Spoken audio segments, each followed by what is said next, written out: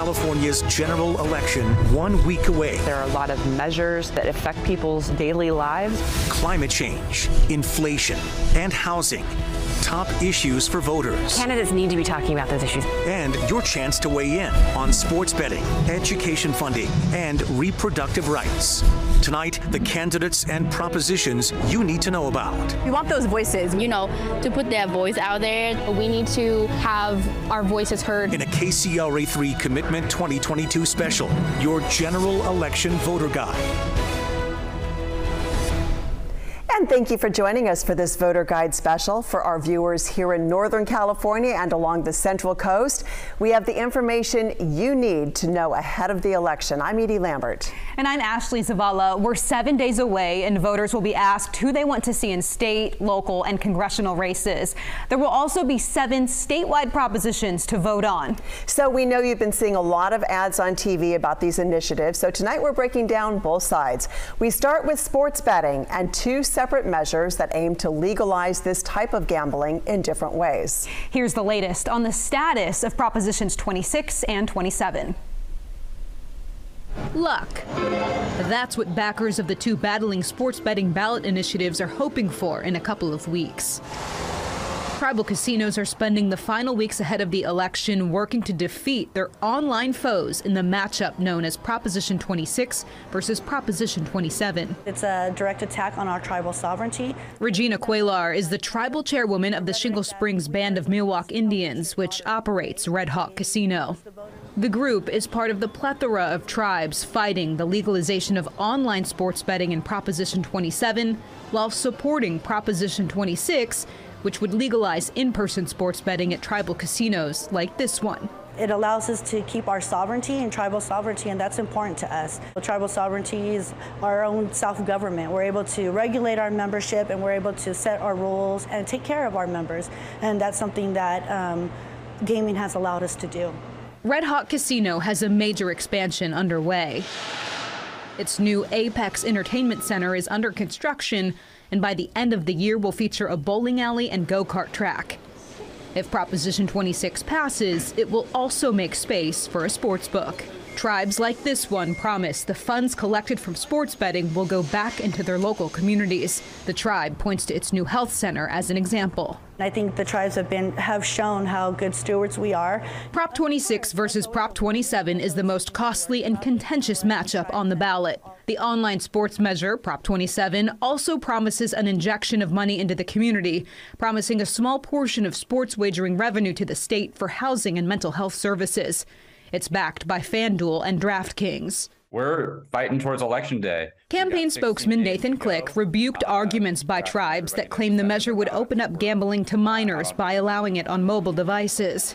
He also called their effort to defeat 27 hypocritical because tribes are working on a 2024 ballot measure to legalize online sports betting, but exclusively under the control of tribes. This really isn't about minors. It's not about safety. It's about their control of the marketplace. Those for and against Props 26 and 27 have raised a total of $548.6 million, according to the latest campaign finance data. It's the most expensive ballot fight in U.S. history.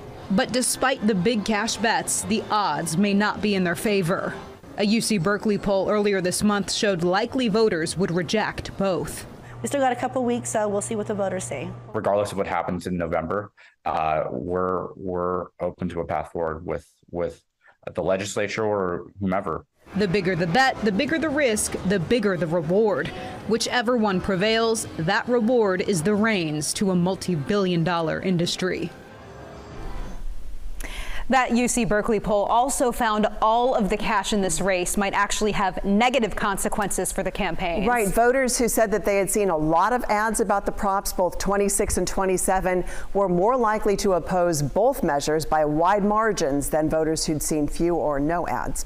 Also on the ballot, Proposition 30, which would fund new climate projects. Voters will decide whether to tax some of the richest people in the state to fund electric car and wildfire prevention programs. As California moves to an all-electric vehicle future, Proposition 30 aims to provide money to help make it happen. Our country is building the next generation of transportation, but we need to face the environmental realities. John Zimmer is the founder and president of Lyft. The rideshare giant is a main supporter of the measure. This issue is far, far bigger than one company or a single industry. This is about the health of our neighbors and communities. That's why we agreed to get involved when environmental leaders approached us with their plan to reduce California emissions. Proposition 30 asks voters to increase income taxes on Californians making more than $2 million a year by 1.75%. The money would provide $3 billion to about $5 billion a year to fund electric vehicle and wildfire prevention programs, according to state financial experts. Supporters say 45% of the money would provide rebates and other incentives for people to buy zero-emission cars, 35% for charging stations, with more than half of those funds targeting lower-income communities, and 20% for wildfire prevention programs to help hire and train firefighters. Prop 30 will make our air in our state cleaner for all of us, no matter your income and no matter how close you live to a busy street. But opponents of Prop 30 say it's Lyft's way of skirting its responsibility in the state. California is expecting rideshare drivers to do the majority of their miles in electric vehicles by 2030. One of the proposition's biggest opponents is Governor Gavin Newsom. In many ways, they're solution A in search of a problem. B, they're going to create more tax pressures in this state as the economy begins to decline. And they're the beneficiary of a lot of those directed dollars. I just cannot in good conscience support that. The governor and state lawmakers have earmarked $10 billion to fast-track electric vehicle programs in the state and $810 million for firefighting and preventing resources. Although Prop 30 supporters say that's not enough, opponents say Lyft and other environmental groups could have gotten involved in the state's budget process if they truly did not think so. They don't have to go to the ballot to do this. They don't have to spend $60, $70, $80 million to pass this. There's a right now, all those elected officials they're supposedly working with, they were in Sacramento that whole time. Voters will ultimately decide if going to the ballot was the right way to do this. A poll released last week by the Public Policy Institute of California found that Prop 30 lost support over the last month ever since Governor Newsom started appearing in those No on 30 ads. 41% of likely voters said that they plan to vote for the prop. Californians will also be voting on reproductive rights in this election. Proposition 1 will ask voters whether the state constitution should be amended to explicitly protect abortion rights. The Supreme Court's decision last June overturning the federal right to an abortion has raised the stakes, and there are strong opinions on both sides. California's Democratic leadership has been ramping up its response to the United States Supreme Court decision to overturn abortion protections in Roe v. Wade. It's almost impossible to believe that a right that we've had for 50 years could be hanging in the balance like this. But this is what's happening. And so we have to fight back. We have to push back. Following the federal action, state lawmakers this spring rushed to put Proposition 1 on the ballot. Voters in November will decide whether to amend the state constitution to explicitly prohibit the state from denying or interfering with an individual's reproductive freedom in their most intimate decisions, which includes their fundamental right to choose to have an abortion and their fundamental right to choose or refuse contraceptives. This comes as several states have now moved to ban abortion, and a federal abortion ban after 15 weeks of pregnancy has been introduced. The lieutenant governor says Prop 1 is another tool to help push back. It's really important that we build as many barricades as we can to try to protect women's rights here in California. But opponents of Prop 1 say abortion is already protected in California. We believe that Proposition 1 is extreme, it is expensive, and it is unnecessary. State law currently limits abortions after 24 weeks when the fetus can survive outside of the womb, allowing them only if the health or life of the mother is in danger. Supporters and opponents of Prop 1 argue over whether the constitutional amendment would change that.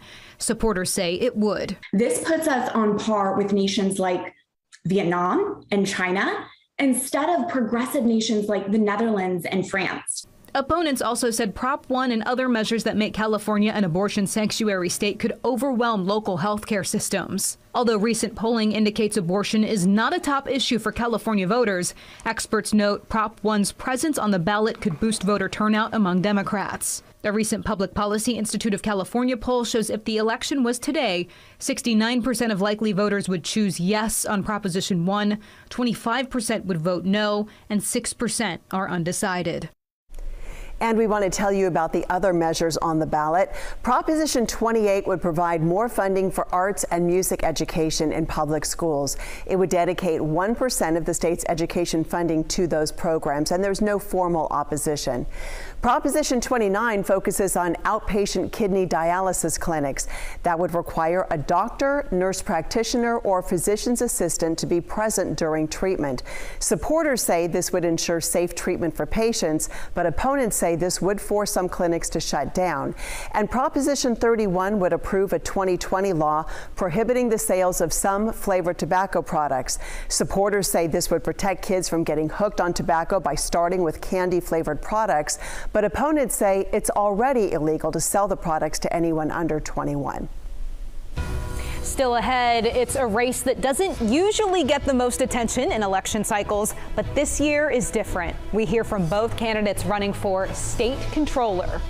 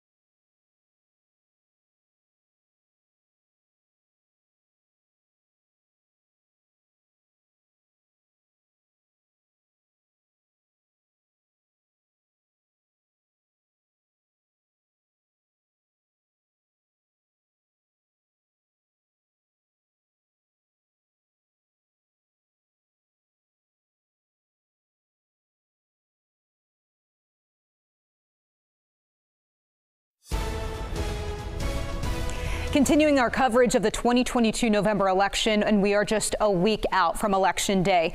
We've been telling you about the propositions on the ballot. There are also some important statewide races to keep track of. That includes the race for governor, lieutenant governor, secretary of state, and attorney general. In the race for governor, it's Republican State Senator Brian Dahle running against Governor Gavin Newsom. We reached out to both campaigns. Despite numerous attempts, Governor Newsom's campaign has never gotten back to us on this request. I sat down with Dahle to talk about his vision for California and what some have called his long shot campaign. I think you're going to be really surprised come November 8th. I actually believe I can win this race. In his 26 years as an elected official, Brian Dahle has never lost a race. He's convinced his candidacy for governor won't be any different, even though he's the David to Gavin Newsom's Goliath. It's a great state. We just have to have policies makers at the top making the right decisions. We saw what happened in the recall. Why on earth did you decide to jump into this race? You know, my family's been in California for 92 years. I've been in legislature for 10 years. And I love California, and I want my children and your children and everybody's families in California to be able to stay here, number one. And number two, to be able to make the California dream a reality. For Dolly, that dream means lower costs, less crime, and a better public education system. Upon taking office, Dolly promises to replace the state's parole board, declare a fentanyl-related state of emergency, and work to lower energy and electricity prices in the state. Although he wants the state to produce more oil and gas, he says he's not a climate denier. I'm a farmer. I want to make sure that we take care of the land.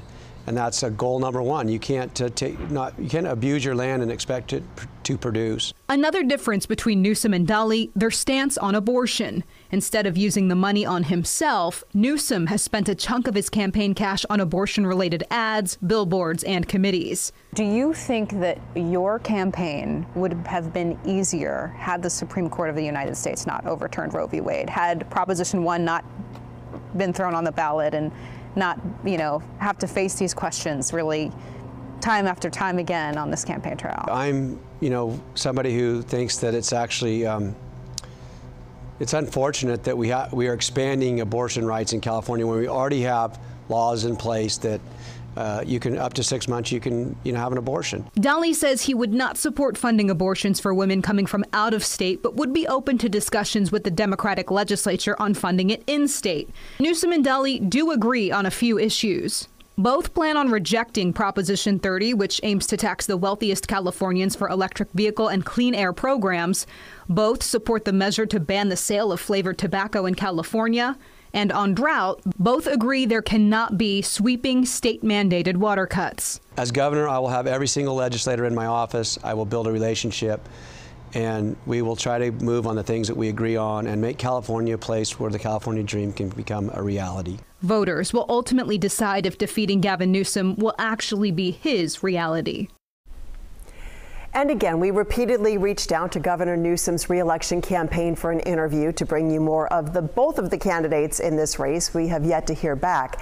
The governor was asked about the election at the California Economic Summit last week. He was asked what he envisions for the next 4 years, and Governor Newsom said he takes pride in California's ability to recover and thrive. On both wealth and health, this state outperforms. It's a fact, and a stubborn one, that our economy contracted at a lower rate than states, say, like Florida and Texas and Indiana in 2020, and it expanded faster in 2021, and we dominated in terms of saving people's lives. 54% lower per capita deaths associated with COVID in the state of California than the state of Florida, on both health and wealth. It's not usually the race to watch during election season, but this year is different when it comes to the state controller. The state controller is responsible for cutting the state's checks and keeping an eye on finances. It's the only race where a Republican, Lanhee Chen, had more votes in the primary than any of his Democratic opponents. Chen and Democrat Malia Cohen are spending this final week convincing voters they should be the state's next independent watchdog. No matter what the issue or the policy that's being discussed today, the one thing that is going to be consistent is that same fierceness, that same eagle eye approach to watching how the spending is happening and then reporting it out. She promises to make the state controller's office more accessible and easier to understand. Really what my campaign is about bringing equity and parity to the conversations, to the decision-making process, so that when we're talking about finance, public finance, that there is someone, there is a mother there is a woman of color there. There is someone with a working class background. There is someone that has had financial hardship in her background. Her opponent, Republican Lanhee Chen, began running attack ads against her on that financial hardship. Leah Cohen didn't pay her business taxes. Her business license for a consulting firm was suspended temporarily for not filing taxes in 2021, but Cohen tells us the business had not been operating since 2019, and she moved when notices were sent. She said the business is now in good standing. Defaulted on her mortgage and walked away. Chen also attacked her for the foreclosure of her home 12 years ago. I'm proud to be the face of it if that's what he wants to make me, because that makes me, I think, more, brings credibility, doesn't take away credibility, because I know what the financial hardships are, and I also know how to bounce back from it. Cohen has said her opponent, Chen, does not have the experience to do the job. He disagrees. My background is different from hers. There's no question about that. But if she believes that someone who understands these issues deeply, who's studied them, written about them, somebody who's actually been in the real economy, somebody who's taught about these issues, somebody who's served at the highest levels of this government for both Barack Obama and George Bush, if she thinks all of that experience is insufficient, I think voters in this state have another thing that they would say to her. The policy advisor and Stanford University instructor is a moderate Republican who is pro-choice. He says he is not and would not support Donald Trump. He says he wants to audit state spending and key programs, including homelessness, health care, public education, the gas tax, and the state's employment development department. He promises to bring back checks and balances to what he calls California's Democratic monopoly on government. We got a bunch of policymakers running around who are interested in ideology first, rather than actually solving problems. And coming up, you've probably seen a lot of attack ads lately, and Congressional District 13 is no exception. We are fact-checking the claims.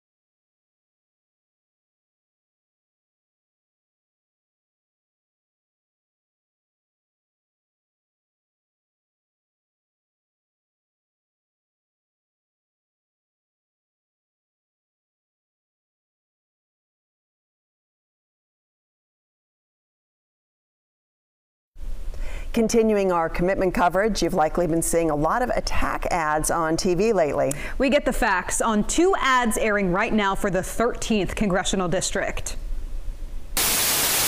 Political ads seem endless weeks out before an election, and usually the more competitive the race, the more attack ads you'll see.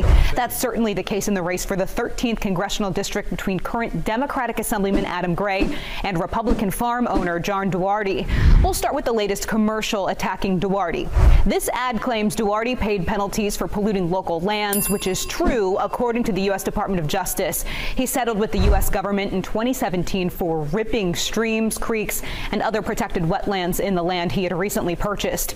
The ad also claims Duarte knowingly sold defective trees to farmers, which is mostly true according to Stanislaus County court records. The litigation on this matter continues after the complaints began in 2015. Now onto the attack ad against Gray. This ad claims you, the taxpayer, paid his salary and benefits for most of his adult life, which is true because he worked as a government staffer before getting elected to the assembly. The ad also notes his father-in-law, Gary Condit, registered as a lobbyist when Gray was elected to the state assembly. That is true, but experts note Condit was once a lawmaker himself, and it's not unusual for them to become lobbyists. The ad also notes special interests paid for lavish trips and gifts for him, but the ad is not specific. Special interests are also known as campaign committees, advocacy groups, or donors. Here's what an expert had to say. One person's lavish trip might be someone else's very legitimate governmental exploration trip to a place, right? So it's really hard without any details, and we don't require that political speech be precise. Like that's not a requirement. In the realm of money and politics, people can say anything. The ads against Duarte and Gray are actually not being paid for by the candidates themselves, but by big, wealthy partisan political action committees. Democrats, or the DCCC, are funding the ads against Duarte, while Republicans, or the Congressional Leadership Fund, are funding the ads against Gray. We've gone over some of the propositions and races on the ballot for this election, and if you haven't voted yet, you have a couple of options. All registered voters should have received a vote-by-mail ballot in the mail already. If you want to return it by mail, California does not require stamps. The ballots already come with prepaid postage. For your vote to be counted, your ballot has to be postmarked on or before November 8th. You can also return your ballot in person. You can drop it off at a secure ballot drop box, a voting location, or your county elections office. You have to do that by 8 p.m. on November 8th. We also want to remind you, if you missed the voter registration deadline, you can still cast a ballot provisionally.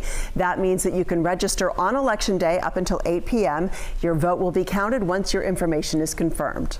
There's a lot more information on the KCRA3 app, including how to track your ballot online. Scan this QR code with your cell phone camera to get to our full California voter guide for 2022. We also have more information on the races we did not have time to cover in this special, plus those propositions covering flavored tobacco, kidney dialysis clinics, and arts and music funding in schools. That's all posted right now on the KCRA3 app. And thank you for joining us. We hope that you join us election night for full coverage as the results come in across the nation. Have a good night.